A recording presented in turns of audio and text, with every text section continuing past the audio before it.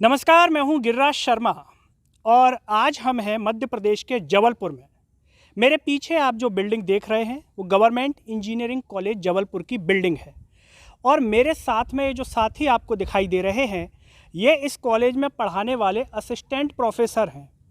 लेकिन आप विकास की हालत देखिए, जो सरकार विकास के दावे करती है, अगर आप इनकी तनख्वाह सुन लेंगे तो शायद आपकी आंखों में आंसू आ जाएं, आप अपना माथा पीट लें, आप शायद क्रोध से भी भर जाएं कि इतनी तनख्वाह, इतनी सैलरी, इससे ज़्यादा तो शायद एक चौकीदार कमाता होगा।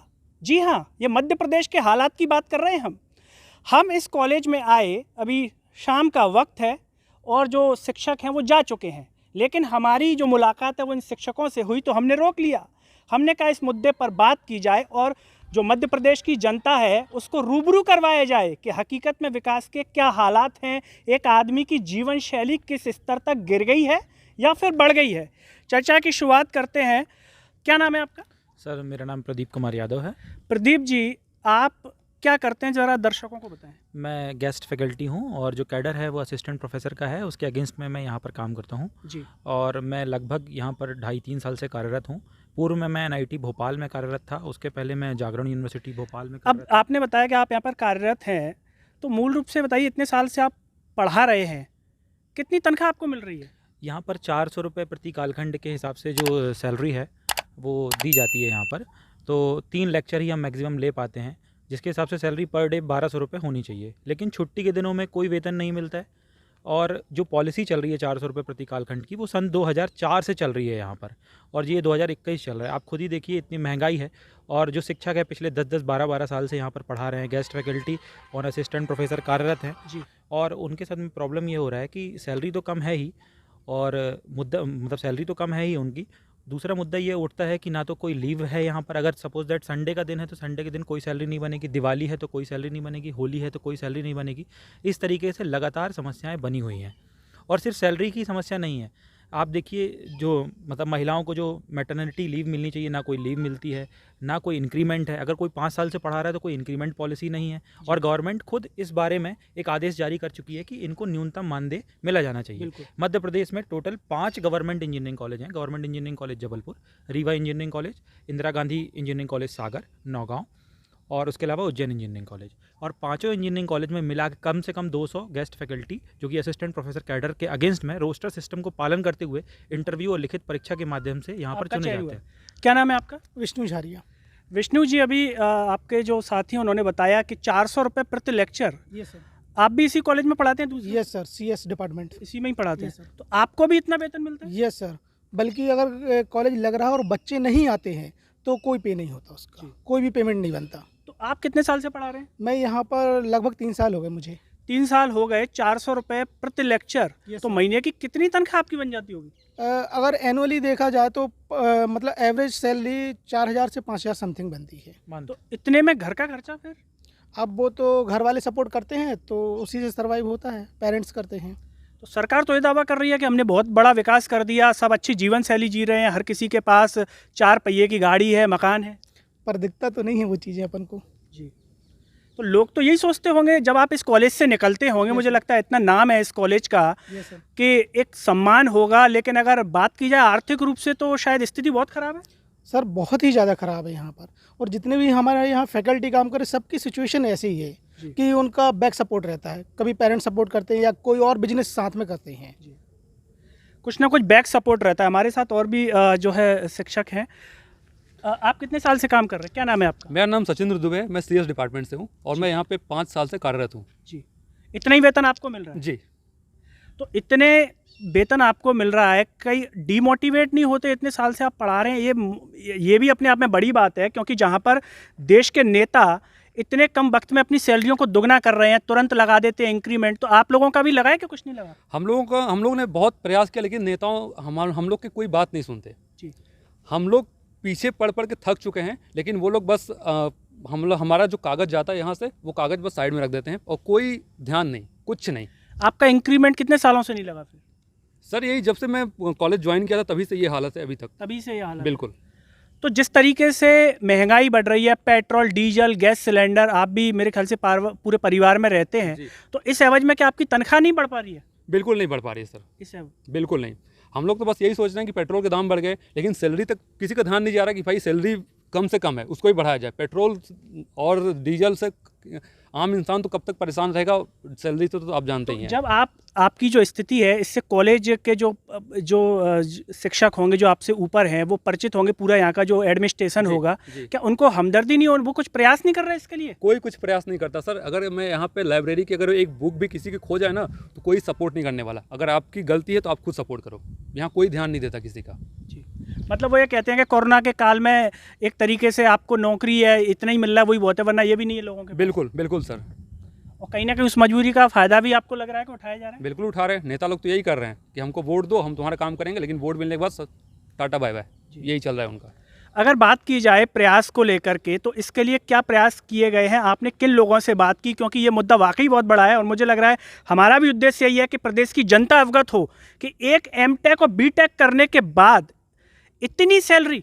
यस, बिल्कुल बोलना चाहूँगा इस बारे में मैं चूँकि यहाँ पर 2.5 साल से कार्यरत हूँ, मैंने इस मुद्दे को उठाया है यहाँ पर, और हमारा जो अतिथि विद्वान संघ मध्य प्रदेश है उसने भी इस मुद्दे को उठाया। और जैसे कि आरजीपीवी है, आरजीपीवी जो राजीव गांधी प्रौद्योगिकी विश्वविद्यालय है, वहाँ पर जो कॉन्ट्रेक्चुअल फैकल्टी है उनका सैलरी इन्होंने फिक्स करके रखा है कि 37,500 मिलना है, और पीएचडी जो हैं उनको 40,000 मिल रहे हैं। हालांकि वो भी अंडरपेड है according to the AICT, all India council of technical education, जो हमारी होती है उसके अकॉर्डिंग। और यूजीसी ने फिक्स करके रखा है कि अगर आपको लेक्चर बेसिस पे भी पढ़ाना है तो 1,500 रुपये पर लेक्चर मिनिमम होना चाहिए और 50,000 से कम नहीं मिलना चाहिए। अदरवाइज कैसे कोई सर्वाइव करेगा, आप खुद सोचिए। असिस्टेंट प्रोफेसर है, कोई 10 साल से पढ़ा रहा है, कोई इंक्रीमेंट नहीं है, कोई पॉलिसी नहीं है, कोई लीव पॉलिसी नहीं है, मतलब ये तो एक्सप्लॉयटेशन की हद है। और अगर आप लेबर मिनिस्ट्री को लिखते हैं तो वो बोलते हैं कि आप ऑर्गेनाइज सेक्टर में काम करते हैं, आपका कोई पीएफ नहीं कटता है। तो आप सोचिए, आप ना आपका कोई सिक्योरिटी, जॉब सिक्योरिटी है, ना आपका पीएफ कट रहा है, और उसके बाद ना आपको परमानेंट करने की कोई बात कही जा रही है, ना नियमितीकरण की कोई बात कही जा रही है। उसके अलावा तकनीकी शिक्षा विभाग के जो प्रिंसिपल सेक्रेटरी थे,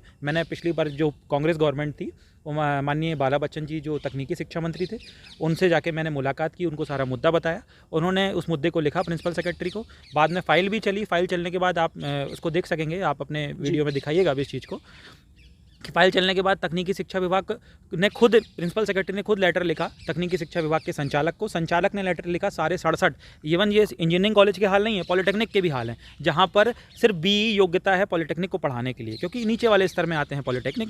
तो आप खुद सोचिए, BE में भी उतना पैसा मिल रहा है, पॉलिटेक्निक में भी उतना पैसा मिल रहा है, 400 रुपये प्रति कालखंड। तो ये तो ऐसी शोषणकारी व्यवस्था है, ये तो ठेकेदारी व्यवस्था से भी गड़बड़ व्यवस्था है कि जिस दिन कोई लेक्चर नहीं लगा उस दिन आपको कोई पैसा नहीं लगेगा, कोई पैसा नहीं मिलेगा। आप खुद सोचिए। तो शासन ने खुद आदेश पारित किया इस बारे में कि हाँ, न्यूनतम मानदेय मिलना चाहिए। प्रिंसिपल को लिखा कि आप सारे जितने 5 गवर्नमेंट इंजीनियरिंग कॉलेज हैं, 67, लेकिन अभी तक कुछ उस पर हुआ नहीं। उस पर कुछ नहीं हुआ। उसका जो प्रस्ताव था वो बाकायदा 27 फरवरी 2020 को लेटर जारी हुआ था संचालक तकनीकी शिक्षा विभाग के द्वारा, और वापस वो प्रस्ताव सारे, इसमें कॉलेजों की कोई गलती नहीं है, तकनीकी शिक्षा विभाग को देखना होगा। आपसे हम जानना चाहेंगे कि जिस तरीके से आपका मानदेय कम है, आपके विभाग में जो मंत्री हैं, क्या उनका भी मानदेय कहीं ऐसा तो नहीं कि इतना ही कम हो, शायद उनको लग रहा हो कि देखो मुझे भी तो कम मिल रहे हैं, इसीलिए इनको मिल जाए, तो क्या दिक्कत है? अब ये तो वही बता सकते हैं आप। हम लोगों को तो इतना वेतन है कि हम सर्वाइव नहीं कर पा रहे हैं जी। तो ऐसे में किस तरीके से, आपके परिवार में कौन कौन है? हमारे परिवार में वाइफ है, 2 बच्चे हैं, पेरेंट्स हैं हमारे। सबका मतलब कहीं ना कहीं थोड़ा बहुत कंट्रीब्यूशन रहता है सर्वाइव करने में। तो ये वाकई बहुत बड़ी समस्या है। जो भी दर्शक हमारा ये कार्यक्रम देख रहे हैं, कि आप हालात समझ सकते हैं मध्य प्रदेश की सरकार के, उस सरकार के जो आत्मनिर्भर की बात कर रही है। आत्मनिर्भर 400 रुपये में बनेंगे। सोचिए आप, बीटेक एमटेक करने के बाद जो भी देख रहे हो शायद फैसला बदल सकते हैं कि बीटेक करें, एमटेक करें या नहीं करें, क्योंकि मुझे लगता है कि इससे ज़्यादा तो एक चौकीदार, एक चाय वाला बहुत अच्छा कमाता होगा। आपसे जानना चाहेंगे कि ये जो आपके जो और भी साथी होंगे, पूरे मध्य प्रदेश की अगर हम बात करें, तो ऐसे कितने शिक्षक हैं जिनको इस मानदेय पे करने को मजबूर है? सर ऐसे तो अगर मैं 2,500 लोग हैं सर यहाँ पर, जो पॉलिटेक्निक और इंजीनियरिंग कॉलेज मिला के टोटल 2,500 लोग हैं जो इसी स्थिति में अपना गुजारा कर रहे हैं जी। और जिस तरह सर भैया आप पूछे कि नेताओं लोग किस तरह काम कर रहे हैं, तो आप सर जानते हैं कि मोदी जी की अगर हम बात करें तो 10 लाख का वो सूट पहनते हैं, और अगर उनको हवाई यात्रा करना हो तो कितने करोड़ रुपए खर्च हो जाते हैं। तो वो भी एक नेता है, और जो बाकी नेता हैं वो भी उन्हीं के कैटेगरी में आ रहे हैं। तो आप समझ सकते हैं नेताओं की सैलरी क्या होगी, हम लोग की सैलरी क्या हो सकती है। स्वास्थ्य को लेकर के अगर बात करें, जैसे कोरोना का दौर भी रहा, अगर कोई आप बीमार हो जाए, कोई परिवार में हो जाए, तो कोई मेडिकल फैसिलिटी है सरकार की तरफ से? कोई फैसिलिटी नहीं है सर, कोई फैसिलिटी नहीं है। इवन कोरोना का मानदेय भी हम लोगों को पूरा नहीं दिया, क्योंकि ऑनलाइन लेक्चर था। जो लैब लगती थी, सपोज दैट अगर एक लेक्चर एक दिन में मिलता था, 2 लैब के लेक्चर मिलते थे, वो लेक्चर भी हम लोगों को नहीं मिले। किसी दिन 0 मानदेय मिला है। आप खुद सोचिए, ऑनलाइन पढ़ाने के बाद इंटरनेट आपका खुद का यूज़ कर रहे हैं, सब कुछ यूज़ करने के बाद आपको कुछ नहीं मिला है। तो इतनी बुरी परिस्थिति है। और इसको सारे कॉलेज, जितने 67 पॉलिटेक्निक कॉलेज हैं, इवन 5 गवर्नमेंट इंजीनियरिंग कॉलेज हैं, इनको समझना चाहिए कि हम जिनका उपयोग कर रहे हैं, पीएससी ने 2009 से भर्ती नहीं कराई है सारे गवर्नमेंट इंजीनियरिंग कॉलेजेस में, और अगर आप भर्ती करा रहे हो तो हम लोग जो यहाँ 5 साल से 8 साल से पढ़ा रहा है, उसको ऑलरेडी यहाँ पर एक्सपीरियंस है यहाँ के वर्किंग कल्चर का, तो उनको फ़ायदा देना चाहिए। जैसा कि इन्होंने बताया, कोरोना के काल की बात की, तो एक ये समस्या भी वर्कर के आपके सामने आई होगी कि कोरोना में सब कुछ, जब घर में थे, लोग बंद थे, आपकी कितने महीने आपकी क्लासेस बंद रही? करीबन 4-5 महीने के समथिंग बंद रही। Yes sir. तो उस दौर में तो एक तरीके से जब आपको पैसा मिल रहा है, उसके बाद आपका खर्चा चलाना एक तरीके से दुर्लभ हो रहा है, तो उस दौर में तो और भी समस्या आपके सामने आई? यस सर, बहुत ज़्यादा, मतलब पूरा बैक सपोर्ट रहा, पेरेंट्स ने पूरा सपोर्ट किया उसमें जी। मतलब पेरेंट्स का सपोर्ट रहा, लेकिन सरकार की तरफ से कोई खास सपोर्ट नहीं? बिल्कुल नहीं सर, गवर्नमेंट की तरफ से कोई सपोर्ट नहीं रहा। बिल्कुल। आपकी बात करें, आप परिवार में अभी आप मैरिड हैं, अनमैरिड हैं? सर अभी तो मेरी जस्ट मैरिड हुई है जी, जस्ट मैरिड जी। तो शादी हुई होगी तो कहा भी होगा कि लड़का जो है असिस्टेंट प्रोफेसर है और साहब ऐसा वैसा? बिल्कुल सर, बिल्कुल कहा था। लेकिन अब आपकी मन स्थिति क्या, मन में कई बार आपको लेकर के विचार मन में ये विचार है कि जिस तरह से अभी कॉलेज का कुछ दिनों पहले एक्रीडेशन हुआ था यहाँ पे कुछ फॉल में, तो यहाँ पे ऐसी सी बात की जा रही थी कि नए नए ब्रांचेस खोलेंगे, आर्टिफिशियल इंटेलिजेंस खोलेंगे, माइक्रोट्रॉनिक्स खोलेंगे, लेकिन यहाँ पर जब फैकल्टी नहीं तो आप ब्रांच खोल के करोगे क्या? मुझे तो यही समझ में नहीं आ रहा कि ब्रांच खोल क्या करेंगे। और जब नेताओं से मैंने कोशिश किया था कि आमने सामने थोड़ा बात करूं, जब उनसे बात करने के लिए गया तो वो बोलते हैं कि नहीं आप लोग के लिए भी कुछ ना कुछ फैसिलिटी हम करेंगे, और ऐसे करके रास्ता साइड होकर निकल जाते हैं वो। बिल्कुल। यानी कि आपका कहना ये है कि शिक्षक है नहीं, बिल्डिंग और सारी फैसिलिटी ला रहे हैं? बिल्कुल सर। यानी कि आप क्या मानते हैं, क्या ये दौर चल पड़ा है कि ज़्यादातर हम प्राइवेट कॉलेज में भी देखते हैं कि बिल्डिंग अच्छी बना दी, सेलिब्रिटी को बुला लिया, विराट कोहली को, फलाने को, और बढ़िया एक कार्यक्रम करवा दिया जिससे एडमिशन हो जाए और चलता? सर प्राइवेट कॉलेज में तो ये स्थिति है कि अगर आप बच्चे लाए हो तो आप वहाँ पे टिके हो। उससे बेटर हम लोग ने ये सोचा कि कहीं गवर्नमेंट कॉलेज अप्लाई करो, लेकिन गवर्नमेंट में ऐसा कोई फैसिलिटी नहीं है कि हम बच्चे ले आएँ तो यहाँ पे टिके हैं। गवर्नमेंट में तो आप टाइम टू टाइम सैलरी दीजिए, इसलिए हम लोग खुश रहते हैं कि हाँ भाई गवर्नमेंट कॉलेज में, लेकिन जब यहाँ पे सैलरी की हालत देखे तो अपने आप पे रोना आ रहा है।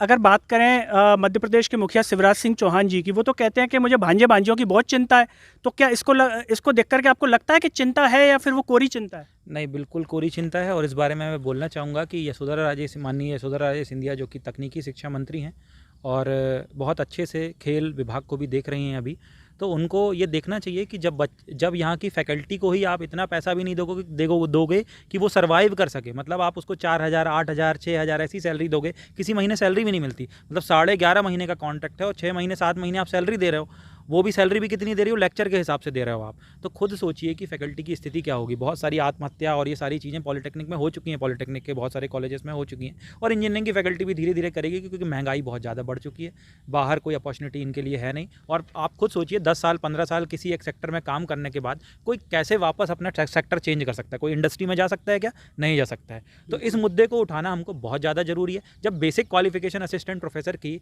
All India council of technical education ने एमटेक डिसाइड की है, तो आप उसको मिनिमम बेसिक सैलरी तो दीजिए। आप 30,000 दीजिए, 35,000 दीजिए, 50,000 दे दीजिए, कोई एक बेसिक सैलरी होती है। आप खुद सोचिए एनआईटी भोपाल में 50,000 रुपये मिलता है पर मंथ का, सेम क्वालिफिकेशन में देवी अहिल्याबाई में 35,000 मिलता है, एसएटीआई में 35,000 मिलता है, 30,000 मिलता है, एमआईटीएस में 30,000 मिलता है। तो ये 5 गवर्नमेंट इंजीनियरिंग क्या कर रहा है, तकनीकी शिक्षा विभाग क्या कर रहा है, क्या बेहतर कर रहा है? आप आर्टिफिशियल इंटेलिजेंस खोल दीजिए, चाहे मेगाट्रॉनिक्स खोल दीजिए। जब आपके शिक्षक ही यहाँ पर उनका भरण पोषण ही नहीं कर पा रहे हो, जो लोग यहाँ पर पढ़ा रहे हैं, तो कैसे आप डेवलपमेंट की बात करो स्टेट की? अभी जैसा कि इन्होंने मंत्री का जिक्र किया, सिंधिया घराने से आती हैं, तो उनका तो एक नाम रहा है कि भाई लोगों के लिए पता नहीं क्या क्या किया है एक दौर में। तो क्या लगता है कि अब सिंधिया घराना जो है अब गरीब लोगों के लिए, आम लोगों के लिए कुछ नहीं कर रहा है, केवल नाम के महाराज और घराने रह गए? बस दिख तो ऐसे ही रहा है हमारे यहाँ पे, क्योंकि कोई भी मतलब ऐसा प्रोग्रेस ही नहीं दिख रही है। ना तो फैकल्टी को कुछ मतलब मिल रहा है, बस 400 रुपीज़ में पर आवर्स के हिसाब से आप लेक्चर दीजिए, बच्चे नहीं आते तो वो भी नहीं मिलेगा आपको। बिल्कुल। जैसा कि कहा कि 400 रुपये में आप लोग आ रहे हैं, जब आप आते हैं मेरे ख्याल से मोटरसाइकिल से आप आते होंगे डेली यहाँ पर, वाकई तारीफ़ करनी चाहिए कि आप इतने कम पैसे में पढ़ा रहे हैं। कहाँ से वो ऊर्जा लाते हैं, क्योंकि ये भी अपने आप में एक बड़ी बात है कि अपने आप में पढ़ा रहे हैं और उस ऊर्जा के साथ पढ़ाना भी है, क्योंकि बच्चों के साथ भी न्याय करना है। तो कैसे आप ये कर पा रहे हैं? क्योंकि अगर हकीकत में अगर मध्य प्रदेश के मुख्यमंत्री जी और जो तकनीकी शिक्षा विभाग के मंत्री हैं, अगर वो देख रहे हैं, कोई भी देख रहा है, तो शर्म से डूब मरना चाहिए, क्योंकि इस शर्म से गर्व जो है गर्व करने लायक विषय तो बिल्कुल भी नहीं दिख रहा है। इनकी हालत से आप समझ सकते हैं, मात्र 3 शिक्षक हैं, लेकिन ऐसे करीब 2700-2800 शिक्षक है मध्य प्रदेश के भीतर। ये हालात हैं और इसमें जो है सरकार छाती चौड़ी करती है कि हम कितना विकास कर रहे हैं। तो क्या लगता है आपको? सर मैं आपको बस एक छोटा सा एग्जांपल देना चाहूँगा। आप मेन गेट से यहाँ पे एंट्री किए तो वहाँ पे आपने देखा होगा कि सड़कें नहीं बनी है। ये सड़कें कब बनी है? ये 1 हफ्ते पहले की बात है, जब माननीय शिवराज सिंह चौहान जब यहाँ पे आने वाले थे, यहाँ पे उद्घाटन करने किसी चीज़ का, तब उस टाइम ये सड़कें बनी थी। 75 वर्ष अमृत महोत्सव, 75 वर्ष जो जेईसी का अमृत महोत्सव, जो आज़ादी का अमृत महोत्सव, हाँ, उस दिन ये सड़क बनी थी। तो आप बस उसी से अंदाजा लगा सकते हैं कि जब कोई नेताएं आते हैं तब उनके लिए सारी फैसिलिटी का ध्यान दिया जाता है, लेकिन आम जनता के लिए कोई ध्यान नहीं।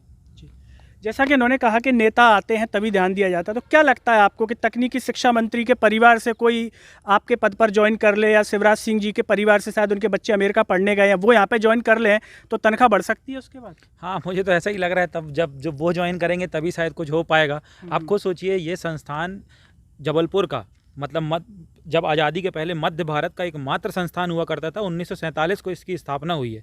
75 साल हो गए, मतलब देश 75 साल मना रहा है और ये संस्थान 75 साल मना रहा है। अब सोचिए, उसके बावजूद ना तो सरकार को यहाँ ध्यान है ना, और मैं तो ये बोल रहा हूँ कि सिर्फ अगर अकेला ये सिर्फ संस्थान होता तो भी प्रॉब्लम नहीं थी। ऐसे संस्थान 5 गवर्नमेंट इंजीनियरिंग कॉलेज हैं भाई साहब, और 67 पॉलिटेक्निक कॉलेज हैं, और वो लोग कोई BA और MA को नहीं पढ़ा रहे हैं। उच्च शिक्षा विभाग में जो कि MA और BA को पढ़ाते हैं, माननीय मोहन यादव जी हैं जिसके मिनिस्टर, आपको सोचिए वहाँ 30,000 रुपये बेसिक सैलरी है, लेकिन यहाँ पर कोई न्यूनतम मानदेय नहीं है। सरकार खुद बोल रही है कि हाँ न्यूनतम मानदेय के लिए उन्होंने लेटर निकाला बस, लेकिन उसके लिए कुछ भी आगे कोई भी प्रस्ताव नहीं होता है, बात रुक जाती है। इवन हम लोग अगर मिलने के लिए जाते हैं भोपाल में तकनीकी शिक्षा मंत्री के यहाँ, तो बस हमको बाहर ये कह के भगा दिया जाता है कि अभी मंत्री प्रवास पे हैं। मतलब मंत्री से मिलना भी बहुत ज़्यादा मुश्किल है। अब सोचिए, जब मतलब हम अपना मुद्दा ही नहीं उठा पा रहे हैं, हम अपने मुद्दे रखते हैं, कोई हमारा मुद्दा उठाने वाला नहीं है, कोई न्यूज़ चैनल वाला नहीं है, सारे न्यूज़ चैनल वाले इस चीज़ को दिखाते नहीं है सारा मुद्दा क्या है। तो मैं आपका धन्यवाद भी देना चाहूँगा सरल टॉक का, जिन्होंने इतना अच्छा इंटरव्यू रखा और सारे मुद्दों को रखा। और मैं चाहूँगा कि माननीय तकनीकी शिक्षा मंत्री जहाँ कहीं भी हों, इस वीडियो को सुन रही हों, माननीय मुख्यमंत्री जी शिवराज सिंह चौहान जी बिल्कुल इस अगर वीडियो को सुन रहे हों तो वो देखें कि भाजपा सरकार क्या कर रही है। आप सरकार में हैं, आप कांग्रेस के बाद आप नई सरकार लेके आए हैं यहाँ पर, बिल्कुल, तो आपकी जिम्मेदारी बनती है यहाँ पर। तो जो भी लोग ये वीडियो देख रहे हैं, इन शिक्षकों की आपने बातें सुनी। BTech MTech करने के बाद ये 400 रुपये पर लेक्चर में, सोचिए आप, अगर आप घर पे AC भी ख़राब हो जाता होगा, वॉशिंग मशीन ख़राब हो जाती है, वो भी शायद मेरे ख्याल से 800-1000 आपसे मांग लेता होगा एक बार की, और एक दिन में कई वॉशिंग मशीन, कई ऐसी फ्रिजों को देखता होगा। ये विश्वगुरु भारत के शिक्षक हैं। ये हालात देखिए। अगर तकनीकी शिक्षा मंत्री, मध्य प्रदेश के कोई भी मंत्री, क्योंकि भाजपा में हम देखते हैं कि आमतौर पर विभागों से मतलब नहीं होता, किसी दूसरे विभाग का मंत्री है, उसका काम है, तो कोई दूसरे विभाग का PC कर रहा है। तो जो भी देख रहा हो और जिसको शौक़ हो PC करने का, वो इस पर PC करें और बताएं कि हमारे तकनीकी शिक्षा मंत्री भी 400 रुपये में खर्चा काट रहे हैं। तो उनसे लोगों को मोटिवेशन मिलेगा कि देखिए हमारी तकनीकी शिक्षा मंत्री जो हैं और शिवराज सिंह चौहान जी 400 रुपये में खर्चा चला रहे हैं, इससे पैसा बचेगा। और जो मुख्यमंत्री शिवराज सिंह चौहान जी ने कहा था कि खजाना खाली है, वो शायद खजाना भर जाएगा। ऐसा लगता है कि शिवराज जी इन्हीं शिक्षकों की तनख्वाह काट करके खजाना भर रहे हैं और फिर उसको लुटा रहे हैं। सरकारें गिर रही हैं, बन रही हैं, कैसे बन रही हैं पता नहीं, शायद बिना खजाने के नहीं बन रही होंगी, लेकिन ये मध्य प्रदेश के हालात हैं। BTech MTech करने के बाद चपरासी से कम तनख्वाह पर ये नौकरी करने को मजबूर हैं। दोस्तों, इस स्थिति पर, सरकार की इस व्यवस्था पर, कॉलेज की इस व्यवस्था पर आपका क्या कहना है, कमेंट बॉक्स में ज़रूर बताइएगा। साथ ही साथ सरल टॉक को सब्सक्राइब कीजिएगा और इसे सोशल मीडिया के हर प्लेटफॉर्म पर शेयर कीजिएगा। अगले वीडियो में आपसे फिर होगी मुलाकात, तब तक के लिए मुझे दीजिए इजाज़त। नमस्कार।